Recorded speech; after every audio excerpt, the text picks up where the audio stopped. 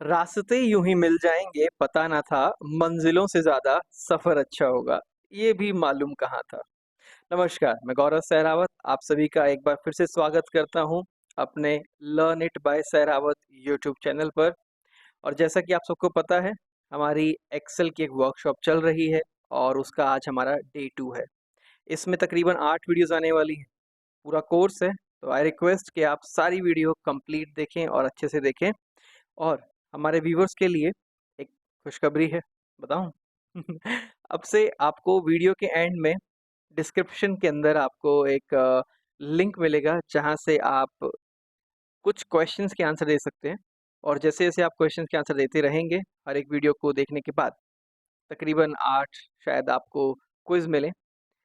तो अगर आप अच्छे से क्लियर कर पाते हैं तो आपको एक सर्टिफिकेट भी मिलेगा हमारी तरफ से, certificate of participation from me. Okay, so thank you, let's start. So आज का जो हमारा ऑब्जेक्टिव्स है वो कुछ इस प्रकार है। पहला, एक्सेल में यूज होने वाले डिफरेंट कर्सर के बारे में आज हम जानेंगे। हम ये भी समझेंगे कि शीट के अंदर डेटा कैसे ऐड करना है।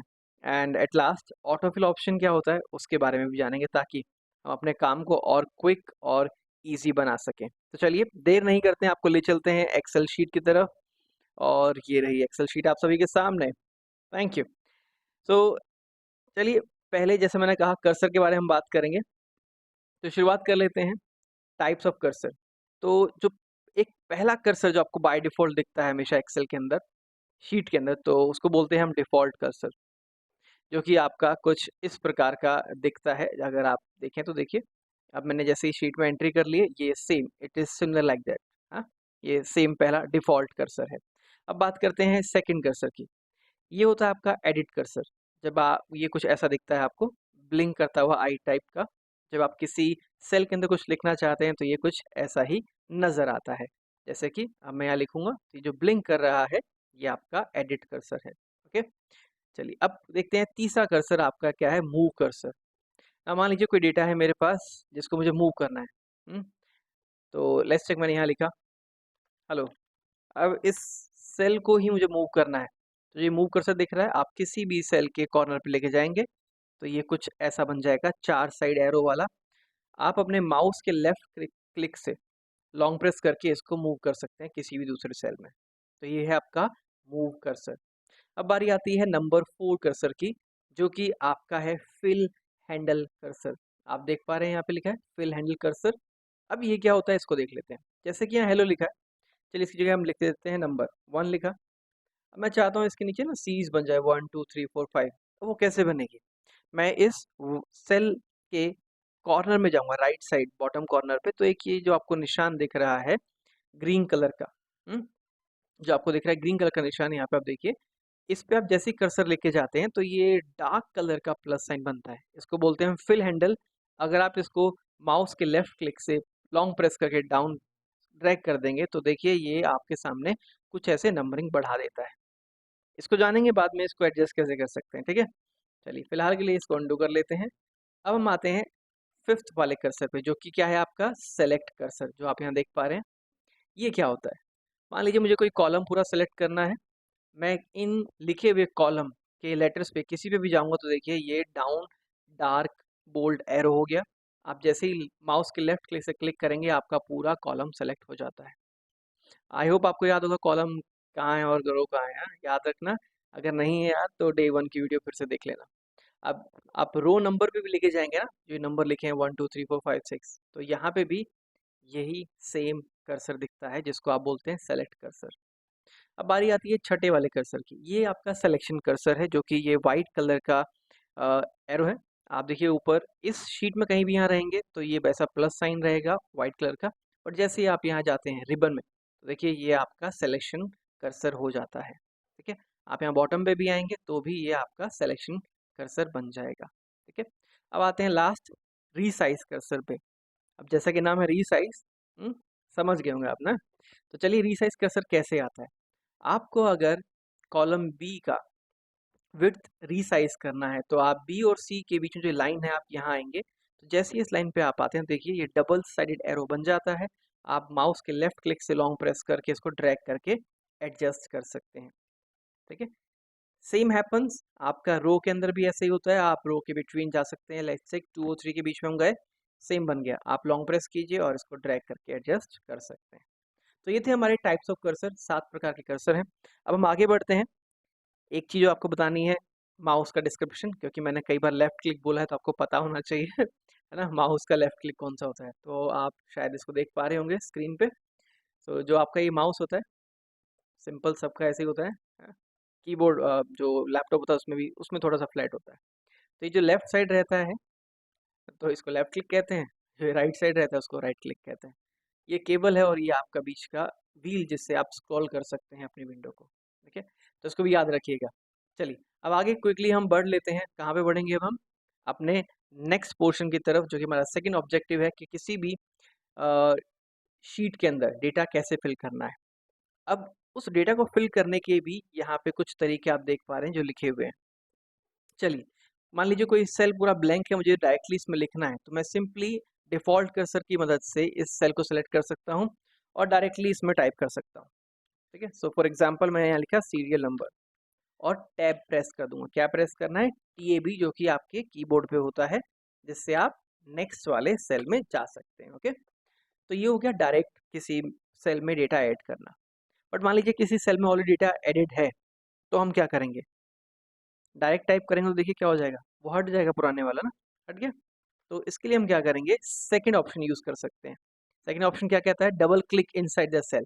सेल के पास जाइए, डबल क्लिक कर दीजिए, देखिए आपका एडिट कर्सर आ चुका है।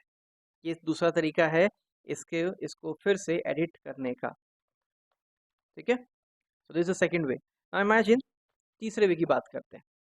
अब ये मैं माउस का इस्तेमाल नहीं करना चाहता, यहाँ पे से डबल क्लिक करके मैं बहुत बड़ा डेटा लिखना चाहता हूँ, तो सिंपली मैं सेल पे क्लिक करके फॉर्मूला बार में जाऊँगा। तीसरा ऑप्शन जो है आपका ये वाला, थर्ड ऑप्शन, फॉर्मूला बार में जाएंगे यहाँ पे और यहाँ क्लिक करके हम इसको एडिट कर सकते हैं ईजिली। ठीक है, ये तीसरा तरीका है ना। अगर आप इस तीसरे तरीके से बोर हो चुके हैं और आप नहीं चाहते कि मैं यूज़ करूँ किसका, माउस का, तो आप कीबोर्ड का इस्तेमाल कर सकते हैं। कीबोर्ड की मदद से आप जाइए सेल पे और कीबोर्ड में आप प्रेस करेंगे F2 नाम की फंक्शन की होती है टॉप पे, 12 खड़ी कह सकते हैं उसका आप, F1 F2। जैसे F2 प्रेस करते हैं ये आपका ब्लिंकिंग एडिट कर्सर मोड में आ जाता है। अगर आप लैपटॉप यूज़ कर रहे हैं तो FN की होती है कंट्रोल के साथ में कीबोर्ड पे, उसको प्रेस करके उसके साथ में F2 प्रेस करेंगे तो ये आपका फिर से एडिट मोड में आ जाएगा। ठीक है, सो ये था डेटा ऐड करने के 4 तरीके। आई होप क्लियर हो गए होंगे, है ना? चलिए, अब क्विकली थोड़ा सा आगे बढ़ते हैं ताकि हम ऑटो फिल ऑप्शन के बारे में जान सकें। अब इसमें मैं डेटा ऐड करता हूँ क्विकली। डेटा मैंने थोड़ा सा यहाँ बना रखा है, इसको हम कॉपी कर लेते हैं। ठीक है सो चीटिंग नहीं कर रहा हूँ, मैंने ऑलरेडी बना रखा है, चीटिंग नहीं होती है। ठीक है, तो चलिए मैंने डेटा कॉपी पेस्ट करके यहाँ डाल दिया है। अभी डेटा तो यहाँ पे आ गया। ये नंबरिंग कैसे है इसको फिर से देख लेते हैं। इसको यूज़ करते हैं ऑटो फिल ऑप्शन का इस्तेमाल करके, आप समझ जाएंगे क्या होता है। मैंने यहाँ डाला 1, यहाँ डाला 2। अभी डेटा मेरे पास बहुत छोटा है तो मैं इजीली टाइप भी कर सकता हूँ, बट मान लीजिए बड़ा डेटा होगा तो क्या करेंगे आप? अब यहाँ पे सिंपली मुझे क्या करना है, आपको अगर याद होगा हमने बात करी थी एक कर्सर की जिसको बोलते हैं फिल हैंडल कर्सर। वो कहाँ मिलेगा? आप 1 और 2 को सेलेक्ट कीजिए क्योंकि आपको यही सीरीज चाहिए। इसके कॉर्नर में ग्रीन पॉइंट दिख रहा है, अपने लेफ्ट जो माउस का बटन है उस पर लॉन्ग प्रेस करें और इसको ड्रैग कर दें जहाँ तक आपको चाहिए। सीरीज बन गई। लेकिन मान लीजिए आप ऐसा नहीं करना चाह रहे हैं, आप एक ही नंबर से करना चाहते हैं, तो इस पे ही आप ऐसे ही लॉन्ग प्रेस करके ड्रैग कर दीजिए। ओ बट क्या हुआ इसने तो एक ही नंबर कॉपी कर दिया। अब ये कैसे चेंज करना है? इसके लिए ये देखिए, जैसे ही आपने ये ड्रैग कर दिया तो यहाँ कॉर्नर में ना एक फंक्शन आ गया है, ये कुछ दिख रहा है ना। जैसे आप इसमें माउस लेके जाएंगे तो ये दिखाता है, ये है ऑटो फिल ऑप्शन। आप इस ड्रॉप डाउन मेन्यू पे क्लिक करते हैं तो फिल सीरीज करते हैं, ये ऑटोमेटिकली सीरीज में आ जाएगा। ऐसे ही आप यहाँ पे रोल नंबर डाल सकते हैं। चलिए मैं डाला 110023 फॉर एग्जाम्पल। अब इसकी भी सीरीज चाहिए, आप क्या कर सकते हैं, इसको डबल क्लिक कर दीजिए लेफ्ट वाले बटन से जो कि माउस का है। अभी ऑटोमेटिकली इसने यहाँ तक ड्रैग करके अपने आप कर दिया, मैंने ड्रैग नहीं किया, देखिए डबल क्लिक करेंगे अपने आप हो जाएगा। वाई? क्योंकि इसके लेफ्ट साइड में डेटा यहीं तक है, इसको पता है कि यहीं तक इसको ड्रैग करना है। अब ये जो है सीरीज नहीं बनी है, कॉपी हो गया, तो आप सिंपली यहाँ जाइए और फिल सीरीज कर दीजिए। ठीक है, चलिए अब क्लास लिखते हैं। मान लीजिए सभी बच्चे जो हैं, ये बच्चे बूढ़े जवान जो भी हैं, क्लास 12th में। अब इसको भी आप कैसे कैसे करेंगे बताओ? बिल्कुल सही। इसी पे जाइए, जो कि आपका फिल हैंडल कर्सर आ गया है, इस पे डबल क्लिक कर दीजिए, क्या आ गया? सीरीज़ बन गई ऑटोमैटिकली। क्यों? क्योंकि आपने ऑलरेडी यहाँ पे एक सीरीज़ बनाई थी, जिसको पता है कि सीरीज़ ही बनाओगे, कुछ भी अपना दिमाग लगा लेता है ये कई बार नहीं लगाता है। जब ना लगाए तो आप ऑटो फिल ऑप्शन का इस्तेमाल करके कर सकते हैं। लेकिन अब आप देखिए, इसने सीरीज़ तो बना दी, पर क्या क्लास 21-20 हो सकती है? हो भी सकती है, बट मैं चाहता हूँ ये सभी बच्चे 12वीं क्लास में रहें। तो क्या करेंगे? अंडू करते हैं। अंडू कैसे करेंगे? कंट्रोल प्लस जेड से। अब मैं इसको सभी में डालने के लिए कुछ शॉर्टकट इस्तेमाल कर सकता हूँ, जैसे कि इस पूरे सेल को कंट्रोल प्लस सी की मदद से कॉपी कर लिया। देखिए ग्रीन डॉटेड लाइन आ गई। यहाँ इस बॉक्स को सेलेक्ट किया, कंट्रोल वी कर दिया, पेस्ट हो गया। ये सारे शॉर्टकट मैं आपको यहाँ दिखा भी देता हूँ। चलिए, मैंने यहाँ पे लिखे हुए हैं ताकि आपको दिखते रहें। तो कंट्रोल प्लस सी से क्या किया मैंने? कॉपी किया। कंट्रोल वी से पेस्ट कर दिया। ये एक तरीका था। चलिए, मैं इस तरीके से नहीं चाहता हूँ। एक शॉर्टकट और सीखते हैं। और मैंने अभी क्या किया? कंट्रोल जेड अंडू किया है, ठीक है। चलिए, क्लास 12th को पहले हम बोल्ड करते हैं कंट्रोल प्लस बी की मदद से। तो मैं अभी ये कंप्लीट कर चुका हूँ, control C, control B and control B. Control Z क्या होता है? अंडू। जो भी आपने किया है, आप एक स्टेप बैक जा सकते हैं, किसकी मदद से? कंट्रोल प्लस जेड या जी की मदद से। ऑटोमेटिकली वो अनबोल्ड हो गया, ठीक है। चलिए, फिर से बोल्ड कर देते हैं। अब सेम डेटा को मैं यहाँ नीचे भी करना चाहता हूँ। अब क्या कर सकता हूँ? एक तो था कंट्रोल सी से सब सेलेक्ट करके कंट्रोल वी कर दूँ, है ना। दूसरा तरीका एक और है, ये सेलेक्ट मैंने किया था अभी माउस से किया था, आप अपने कीबोर्ड से भी कर सकते हैं। कैसे? देखिए, यहाँ लिखा है शिफ्ट प्लस नेविगेशन की, और रेंज आप सेलेक्ट कर सकते हैं। मैं यहाँ क्लिक करता हूँ, मैंने शिफ्ट प्रेस किया कीबोर्ड पे, डाउन एरो मैं प्रेस कर रहा हूँ अभी, तो ये ऑटोमेटिकली सेलेक्ट करता जा रहा है। जितना मैं उसको प्रेस करूंगा उतना ही नीचे लेके आ जाएगा, ठीक है। अब अगेन कंट्रोल भी कर देता हूँ। अब आते हैं अगले तरीके पे। ये सेम डेटा मैं यहाँ पे डुप्लीकेट करना चाहता हूँ, तो I can select these cells. कैसे? शिफ्ट एंड डाउन एरो, बिल्कुल सही। आप राइट साइड में ले जाना चाहते हैं तो राइट साइड भी कर सकते हैं इसको, आपकी मर्जी है। नेविगेशन कीज जहाँ फॉरवर्ड करेंगे उस तरफ ही चला जाएगा। मैंने नीचे तक किया और अब कर दिया मैंने control plus D, that is duplicate. ओ, नहीं हुआ? आई एम सो सॉरी, फिर से करते हैं। ये क्यों नहीं हुआ पता है? क्योंकि मैंने इसको सेलेक्ट नहीं किया था। तो इसको सेलेक्ट करना बहुत ज़रूरी है। तो यहाँ तक आप गए, क्योंकि इसको डेटा मिला ही नहीं, किसको किसको कॉपी करें, किसको डुप्लीकेट करें? कंट्रोल डी, ये आपका सारा डुप्लीकेट हो गया, ठीक है। तो इस प्रकार से आप डेटा क्विकली शीट के अंदर बना सकते हैं।